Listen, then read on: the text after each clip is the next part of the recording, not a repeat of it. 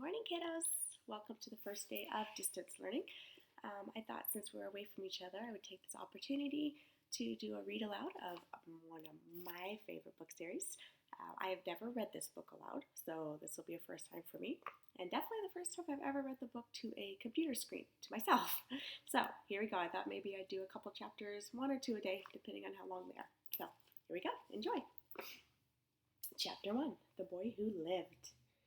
Mr. and Mrs. Dursley of number 4 Privet Drive were proud to say that they were perfectly normal, thank you very much. They were the last people you'd expect to be involved in anything strange or mysterious, because they just didn't hold with such nonsense. Mr. Dursley was the director of a firm called Grunnings, which made drills. He was a big, beefy man with hardly any neck, although he did have a very large mustache. Mrs. Dursley was thin and blonde and had nearly twice the usual amount of neck, which came in very useful as she spent so much of her time craning over garden fences, spying on the neighbors. The Dursleys had a small son called Dudley, and in their opinion, there was no finer boy anywhere. The Dursleys had everything they wanted, but they also had a secret, and their greatest fear was that somebody would discover it. They didn't think they could bear it if anyone found out about the Potters. Mrs. Potter was Dursley's sister, but they hadn't met for several years. In fact, Mrs. Dursley pretended she didn't have a sister, because her sister and her good-for-nothing husband were as un-Dursley-ish as it was possible to be. The Dursleys shuddered to think what the neighbors would say if the Potters arrived in the street. The Dursleys knew that the Potters had a small son, too, but they had never even seen him. This boy was another good reason for keeping the Potters away. They didn't want Dudley mixed with a child like that. When Mr. and Mrs. Dursley woke up on the gray, dull Tuesday, our story starts. There was nothing about the cloudy sky outside to suggest that strange and mysterious things would soon be happening all over the country. Mr. Dursley hummed as he picked out his most boring tie for work, and Mrs. Dursley gossiped away happily as she wrestled a screaming Dudley into his high chair. None of them noticed a large, tawny owl flutter past the window. At 8:30, Mr. Dursley picked up his briefcase, pecked Mrs. Dursley on the cheek, and tried to kiss Dudley goodbye, but missed, because Dudley was now having a tantrum and throwing his cereal at the walls. "Little tyke," chortled Mr. Dursley as he left the house. He got into his car and backed out of number 4's drive. It was on the corner of the street that he noticed the first sign of something peculiar, a cat reading a map. For a second, Mr. Dursley didn't realize what he had seen. Then he jerked his head around to look again. There was a tabby cat standing on the corner of Privet Drive, but there wasn't a map in sight. What could he have been thinking of? It must have been a trick of the light.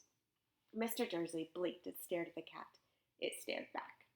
As Mr. Dursley drove around the corner and up the road, he watched the cat in his mirror. It was now reading the sign that said Privet Drive. No, looking at the sign. Cats don't read maps or signs. Mr. Dursley gave himself a little shake and put the cat out of his mind. As he drove toward town, he thought of nothing except a large order of drills he was hoping to get that day. But on the edge of town, drills were driven out of his mind by something else. As he sat in the usual morning traffic jam, he couldn't help noticing that there seemed to be a lot of strangely dressed people about. People in cloaks. Mr. Dursley couldn't bear people who dressed in funny clothes. The get-ups you saw on young people. He supposed this was some kind of stupid new fashion. He drummed his fingers on the steering wheel, and his eyes fell on a huddle of these weirdos standing quite close by. They were whispering excitedly to each other. Mr. Dursley was enraged to see that a couple of them weren't young at all. Why, that man had to be older than he was, and wearing an emerald green cloak. The nerve of him. But then it struck Mr. Dursley that this was probably some silly stunt. These people were obviously collecting for something. Yes, that would be it. The traffic moved on, and a few minutes later, Mr. Dursley arrived in the grunting parking lot, his mind back on drills. Mr. Dursley always sat with his back to the window in his office on the ninth floor. If he hadn't, he might have found it harder to concentrate on drills that morning. He didn't see the owls swooping past in broad daylight, though people on the street did. They pointed and gazed open-mouthed as owl after owl sped overhead. Most of them had never seen an owl, even at nighttime. Mr. Dursley, however, had a perfectly normal owl-free morning. He yelled at 5 different people. He made several important telephone calls and shouted a bit more. He was in a very good mood until lunchtime, when he thought he'd stretch his legs and walk across the road to buy himself a bun from the bakery. He'd forgotten all about the people in cloaks until he passed a group of them next to the baker's. He eyed them angrily as he passed. He didn't know why, but they made him uneasy. This bunch were whispering excitedly too, and he couldn't see a single collecting tin. It was on his way back past them, clutching a large donut in a bag, that he caught a few words of what they were saying. The Potters! That's right, that's what I heard. Yes, their son Harry. Mr. Dursley stopped dead. Fear flooded him. He looked back at the whisperers as if he wanted to say something to them, but thought better of it. He dashed back across the road, hurried up to his office, snapped at his secretary not to disturb him, seized his telephone, and had almost finished dialing his home number when he changed his mind. He put the receiver back down and stroked his mustache, thinking, no, he was being stupid. Potter wasn't such an unusual name. He was sure there were lots of people called Potter who had a son called Harry. Come to think of it, he wasn't even sure his nephew was called Harry. He'd never seen the boy. It might have been Harvey or Harold. There was no point in worrying Mrs. Dursley. She always got so upset at the mention of her sister. He didn't blame her if he'd had a sister like that.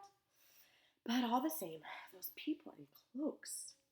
He found it a lot harder to concentrate on drills that afternoon, and when he left the building at 5 o'clock, he was still so worried that he walked straight into someone just outside the door.